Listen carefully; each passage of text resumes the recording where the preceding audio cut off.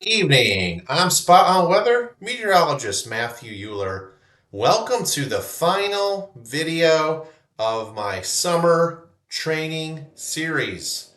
Tonight we're going to end it with heavy precipitation and synoptic situations. This is a very fascinating topic, but it's great. This video is going to provide you great rules of thumb of when precip starts, when it stops, when the heaviest precip starts, when the heaviest precip stops. It's going to be a great video, so let's get right into it. We will examine basically heavy snow events and heavy rain events, and we'll look at the synoptic pattern that produces each of these. Starting with snow. I love this picture, everybody. I absolutely love this picture. The dog just kind of, this dog is kind of just looking at whoever's taking the photo, and it's completely buried in snow here on the right hand side. It's just kind of like, geez, this is cold. But it certainly looks like it was burrowed down into the snow, which was really cool. But yeah, it's a pretty funny picture for sure. I had to mention it, all right? For the snow, it's just basically an assemblage of ice crystals that form a hexagonal or six-sided shape. Snow impacts are very much dependent on the location. You know, as an example, we could say, hey, what's the snow removal equipment situation in northern cities in the wintertime versus the snow removal equipment in the southern cities during the wintertime? You know, of course, up north, there's a lot more snow removal equipment, so snow falling and accumulating is really not going to impact the general public all that badly in the north. But to the south, when you get snowflakes, any kind of accumulation, or even snowflakes in the air, it does cause a lot of cancellations, closings of businesses, cancellations of events in school. And so it really matters where you live, of course. Now, the higher latitude locations, again, that last bullet, are better equipped to handle heavy snowfall. If we look at temperatures in snow overall, before we get into the synoptic patterns here, temperatures well below freezing, what does this do? Okay, when the air mass is very cold, colder air, water vapor concentration is very low at these extremely cold air temperatures. It's just simply put, the colder the air temperature, the less ability for it to hold as much water. So if any snow occurs with temperatures well below freezing, the snowflakes are usually very small, they're very dry. In many cases, you know, you can get ground blizzards in these kind of events where you have dangerously low wind chills, you got dangerously low temperatures, and it's a very dry, powdery snow in this situation with temps well below freezing. So you get any kind of wind to blow that dry, powdery, less dense snow across open fields, it can result in ground blizzard conditions. With air temperatures below negative 20 degrees Celsius, the probability of moderate or heavy snow is rare. It just, at that temperature, again, the air just cannot hold that much moisture. Interior Greenland, by the way, is an example of a cold climate with very small snow accumulation. The yearly temperature in Greenland hovers around negative 30 degrees Celsius with an average annual snowfall of just 2 inches. That's it. 2 inches for the whole year in Greenland. Now, if we have temperatures that are close to freezing, freezing being 32 degrees Fahrenheit or 0 degrees Celsius, this is when the heaviest snow accumulations occur.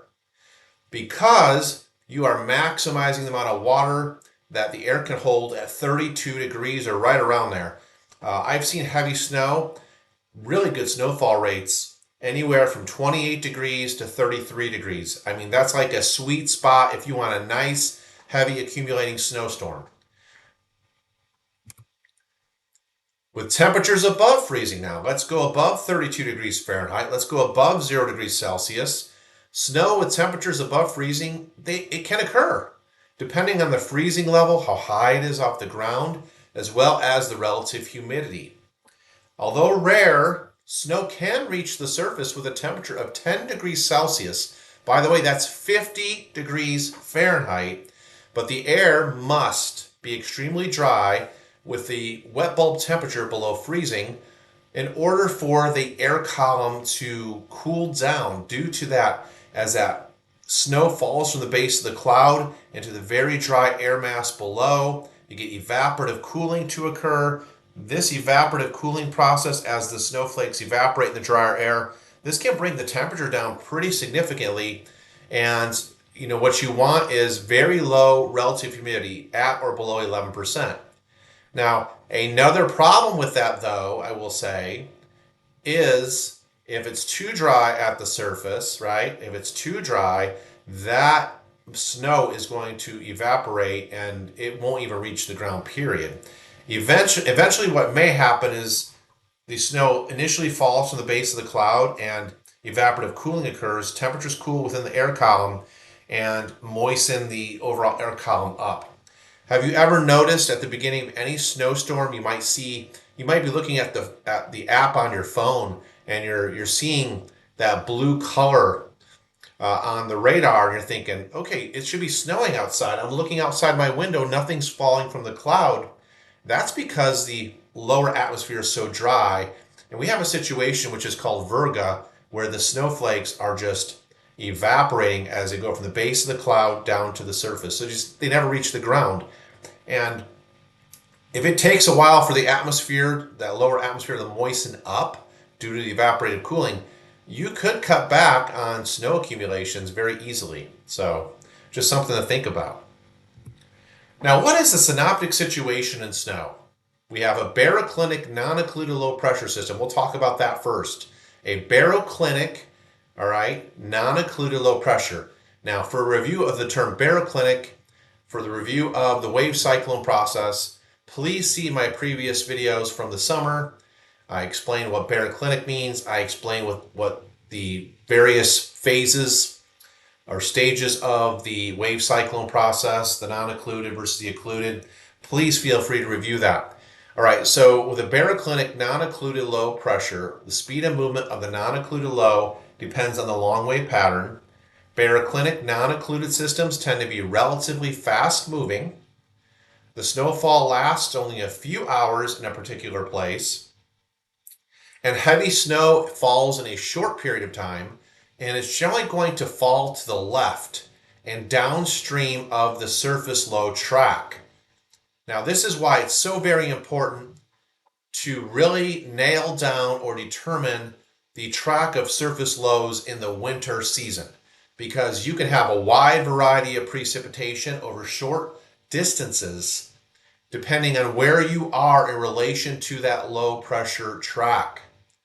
Typically, you get the heaviest snow to the left and downstream of the surface low track with a baroclinic non-occluded low pressure. The related snow band is going to average about 75 to 150 miles wide. Now, what happens when we go from a non-occluded low to an occluded low pressure? We mentioned in the last video how when a wave cyclone or low pressure reaches its mature stage, the mature wave stage, it typically begins when we see the occlusion process begin, okay? And this is going to be a very intense low pressure system or storm with a baroclinic deep occluded low pressure. The movement of a deeper occluded low is going to be relatively slow. The occluded lows move primarily north to northeast, and the low pressure will move generally parallel to the isobars, those lines of equal barometric pressure ahead of the warm front. The heaviest snow will be to the left of the low pressure track. Again, anytime in the northern hemisphere in the winter you're to the left of the low pressure track, we are going to be on the cold side of the low pressure. This type of system is frequently responsible for heavy snow. For those of you living in the northeastern U.S., you're probably very much familiar with this in the winter season. Now, what are some of the synoptic situations that we see with snow? We get overrunning with a quasi-stationary front, where heavy snow is going to occur with a stationary front when a strong southerly flow of warm, moist air overruns the stationary frontal boundary. That warm, moist air is then going to be brought up and over the colder, denser air at the surface on the poleward or colder side of the stationary boundary or front. And this is going to result in heavy snow if there is sufficient moisture available.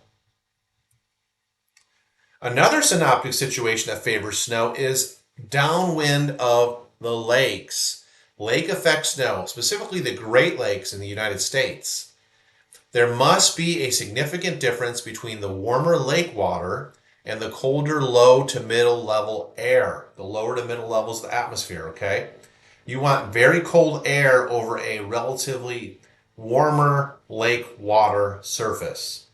Now, this difference in temperature in the vertical between that warmer lake surface and the colder temperatures above it is created when you get this strong cold air advection, the strong cold air moving over the warmer waters of those lakes.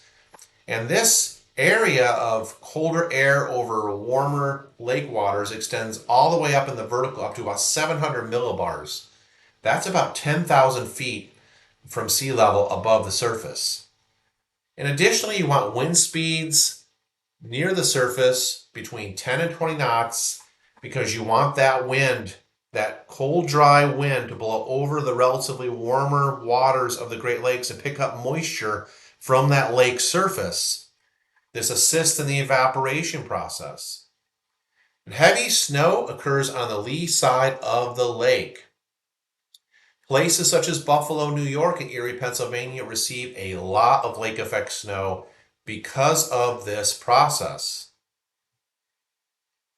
All right, so now let's turn our attention to forecasting heavy snow now. With surface low pressure, heavy snow is going to fall on the cold side of the surface low. I should have some graphics here soon. Yeah, here we go. I'm going to show you some graphics here in a moment, and that'll help explain this a little bit better. The heaviest snow in the northern hemisphere is always going to be to the left, in the colder air and downstream of the path of the low. Snow band averages about 75 to 150 miles wide, and in the Midwest and the eastern U.S., the heaviest snow would be 120 to 140 nautical miles north of the surface low. In the southeastern U.S., where snow's not all that common, but when it does occur, you're generally going to look 230 nautical miles to the north of the surface low for the heavy snow. All right. Before I go into these little rules of thumb here with the different upper level features and snow, I just again let me draw this out for you and point this out. Okay, so in the northern hemisphere, here's your letter L. Like that fancy L there? That's a letter L. That's low pressure. All right, let's say that low pressure is moving northeast like this. Okay, it usually moves southwest to northeast in the northern hemisphere. That's a typical track for a winter storm or for this low pressure in the winter. Now, on the back side of this low pressure, right in this zone, is where you're going to get the snow, okay? I'm just going to abbreviate snow, in this case, SN. It's going to be on the back side in the colder air of the low pressure. Now, I am from the Midwest, and let me tell you something. You want a really good snowstorm, get it from two directions. What do I mean by that? All right, so let's say this is your low pressure again, okay? Let's say this is your warm front coming out of the low pressure system extending to the east-northeast. Here's your half semicircles here on the front indicating the warm front. All right. Now, let me go ahead and draw. Let me change the color here so we have all the colors distinctly right. All right. So here's the cold front and the blue line, right, in these triangles on the front. You can get snow with the right track here two ways. Sometimes this happens. This is the overrunning situation, okay, where the winds are counterclockwise like this. These arrows are counterclockwise, indicating counterclockwise wind direction around low pressure in the northern hemisphere. So you get this warm air represented by these arrows down here south of the warm front. That is going to result in rising vertical air motion up and over the colder air to the north of the warm front. I have been in snowstorms in the Midwest where you get snow here, the warm air advection overrunning snow. It'll be a nice little area north of the warm front. And then I also have got snow with the right track back here northwest to the low. You want to talk about a 12 to 18 hour steady snow, occasionally moderate, sometimes heavy, depending on those surface air temperatures. The closer to freezing, okay, you're going to get a really good um, rate of snow, most likely those big silver dollar snowflakes. But you can get hit with two zones of heavy snow. You can get hit if the track is right. Like I said, let's say you get kind of hit by this side of the storm, north of the warm front with the overrunning, and on the dendritic, not dendritic, on the deformation zone side. That's what I meant. To the northwest of the low, you are going to get a nice snowstorm. Now let's look at some of the rules of thumb now that you can utilize yourself. All right, you want to look at an 850 millibar chart. That's the first thing we want to take a look at here for forecasting heavy snow. Now, looking at the 850 millibar low, look on the cold side of the 0 degrees Celsius isotherm and to the left and downstream of the low. So here's an example on the right. Okay, we have our example on the right. This is our area of low pressure, the black L. So you see the black solid line surrounding this black L, that's your closed height contour. This is your closed low at 850 millibars. 850 millibars is about 5,000 feet above the surface.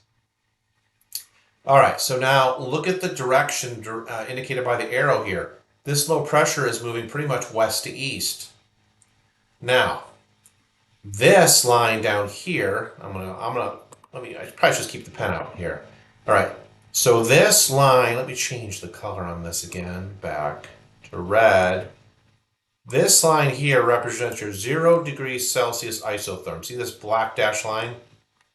The storm is basically moving west to east. You are to the left of the 0 degrees Celsius isotherm, this dashed black line. You're to the left of it. All right? So you're going to have temperatures at 850 millibars below 0 degrees Celsius. They're going to be negative values to the north of this 0 Celsius line. You are going to get your heaviest snow generally to the left of this 850 millibar low pressure track and to the left of the 0 degrees Celsius isotherm, line of equal temperature. Well, let's keep going here. These are some really cool rules. So you want to look at an 850 millibar chart first. Where's my closed low at 850 millibars?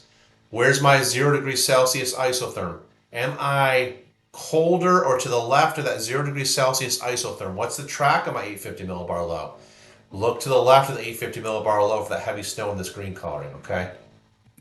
For the 700 millibar low, with a closed low at 700 millibars, the heavy snow is along the center of the 700 millibar low track and directly downstream. So notice the difference here. All right, so we're only going to pay attention right here to the bottom right diagram.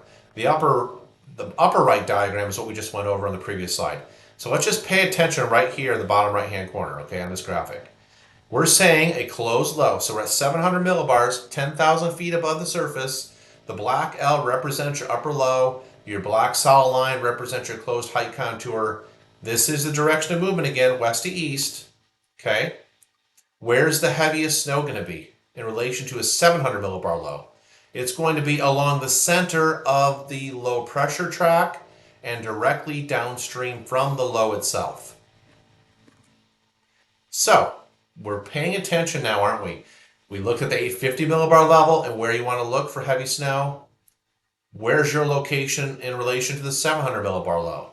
Okay, is the 700 millibar low going to pass directly over your location? If so, out ahead of or downstream of that 700 millibar low, you're going to have the heavy snow area. Now let's examine 700 millibars, and now let's kick it up to 500 millibars and look at these major shortwaves. We're not only looking at shortwave troughs here, we're also looking at shortwave ridges, and these are general forecasting rules of thumb. Okay, so you'd want to look at your shortwave levels in the atmosphere, your shortwave charts at 700 millibars, 10,000 feet above the surface, as well as 500 millibars, right? That's 18,000 feet above the surface. Okay, so generally snow is going to begin, just snow, begins after passage of the 700 millibar shortwave ridge. Right here. See this? We're examining this first. Far right here, we have our 700 millibar ridge indicated by this sawtooth line. That's your 700 millibar ridge axis. Do you remember what we had behind? Remember in my previous lessons? What is behind shortwave ridges? What's behind that? Oh, wait a minute.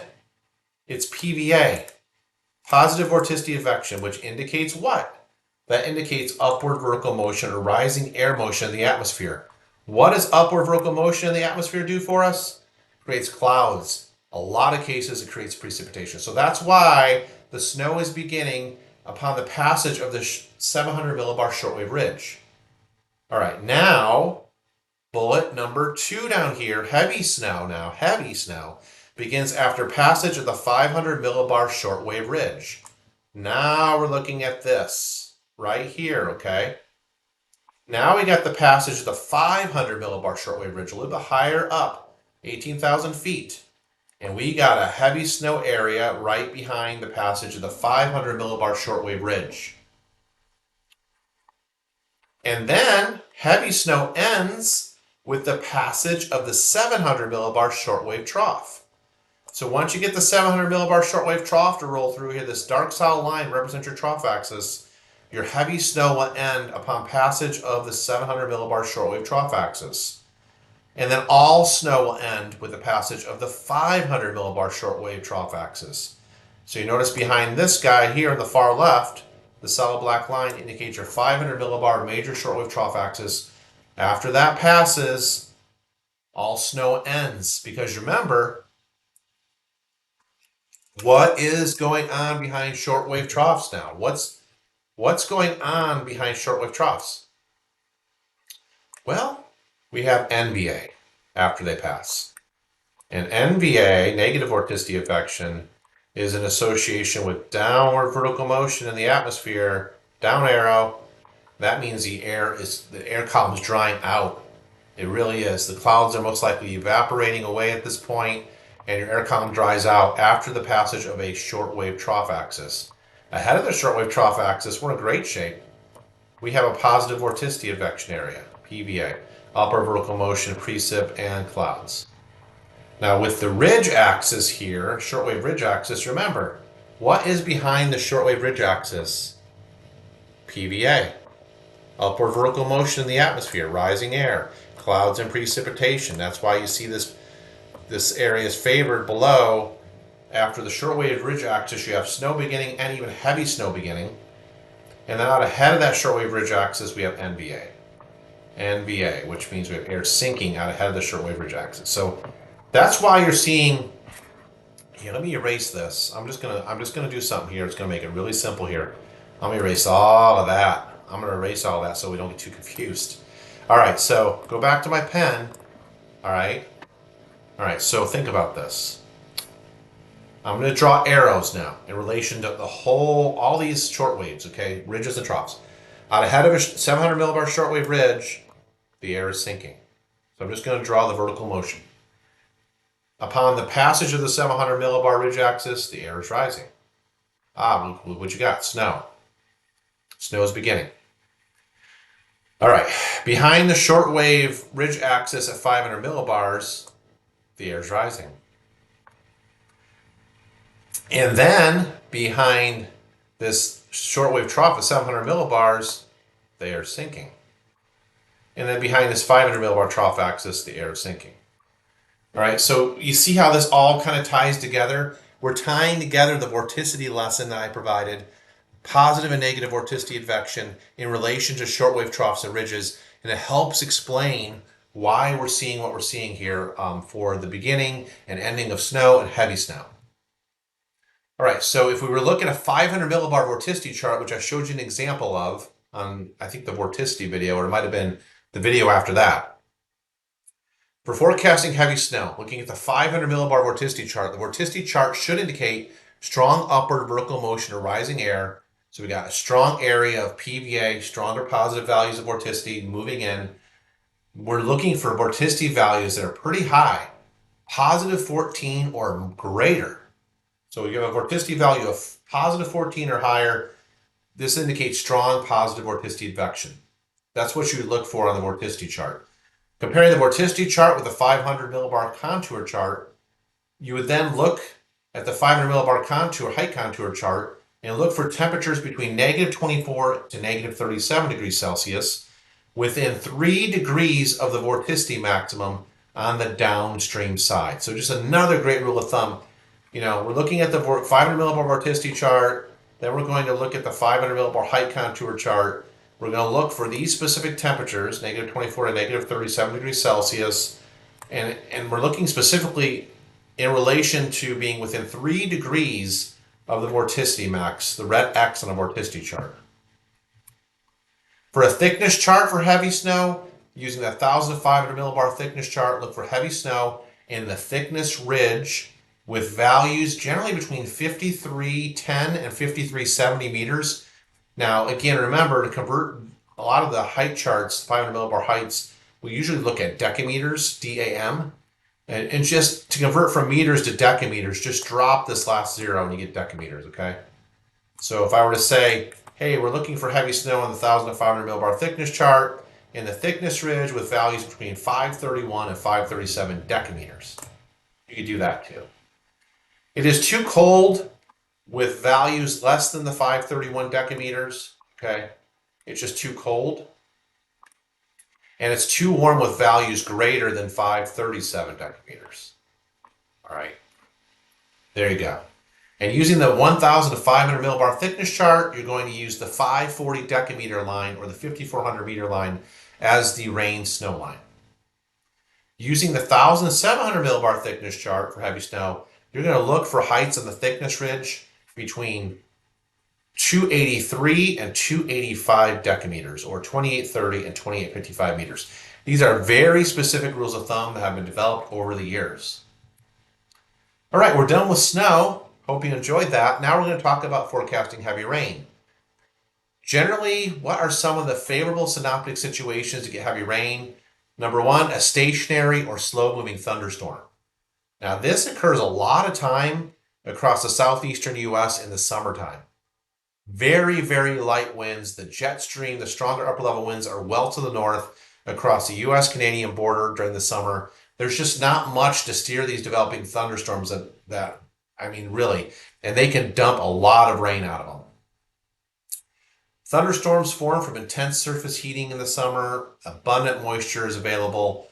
We are just deeply entrenched in a maritime tropical empty air mass.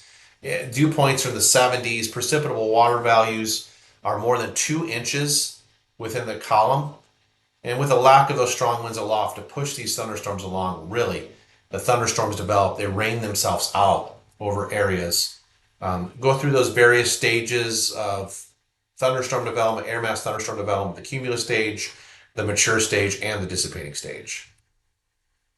Now, another case where you get heavy rain is what's called the train effect. It's similar to a freight train moving over the same railroad track, so to speak.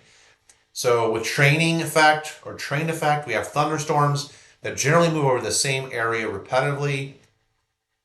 It's referred to as a train effect as it resembles the passage of a lot of train cars through an area. Additionally, you can get a lot of heavy rain associated with mesoscale convective complexes, MCCs. These are individual thunderstorms that generally work together to generate this long-lasting weather system that moves very slowly. They commonly occur across Texas and Oklahoma area in the summertime, as well as in the southern U.S. And then tropical cyclones. We see this a lot on TV. What's one of the biggest threats with any kind of landfalling tropical system? It's going to be the heavy rainfall. Flash flooding is definitely a possibility. In addition, you're going to have the storm surge from the wind really causing those waves to come crashing ashore and further inland. So you got storm surge, you got flooding rains of tropical cyclones, just a lot of water. Now, these heavy rains are a cause of widespread damage inland away from the storm surge, and it doesn't really take a very strong tropical cyclone to really generate some really, really heavy rainfall amounts. It really doesn't. And then overrunning is another situation synoptically where we can get heavy rain with southerly winds intersecting a warm front.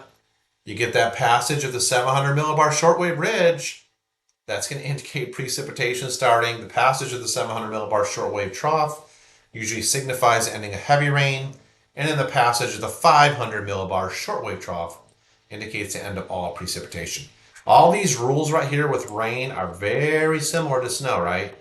I mean, whether you have PVA or NVA, rising or sinking air, with the passage of these major shortwave troughs and ridges, it's something definitely to look out for. That is all I got, everybody. We have reached the end of the summer weather training video series. And let me tell you, this has been a fun journey going through the different training topics with everybody. I certainly hope you've enjoyed it. I just love to share weather knowledge with everybody. I have a passion for weather, and I just really, really enjoy this. And I hope, I know everybody's got busy lives and all that, but I really hope that you learned something this summer. And now we're ready to really move into some fun stuff after the training series now on the Spot on Weather YouTube channel. We're going to get more into some of the synoptic scale forecasting now. I have a video ready to go on La Nina winters. We're looking at, I believe the last I looked, NOAA was saying 74% chance of La Nina this winter. So I am breaking out some old charts to kind of examine the past La Nina winters. And that'll be my next video. I have that one ready to roll. So I really hope you enjoy these presentations. Weather is such a fun thing to talk about. It really is. That's all I got for now. We're gonna, winter. I'll be doing my winter weather forecast coming up most likely in late October, which that's never an easy forecast to do. There are so many variables between the ocean temperatures in the Pacific and the overlying atmosphere and oscillations, and it can be really really heavy topic. But anyway, that's all I got for now, everybody. Thank you so much for subscribing to the Spot on Weather YouTube channel. Until next time, take care and God bless everyone.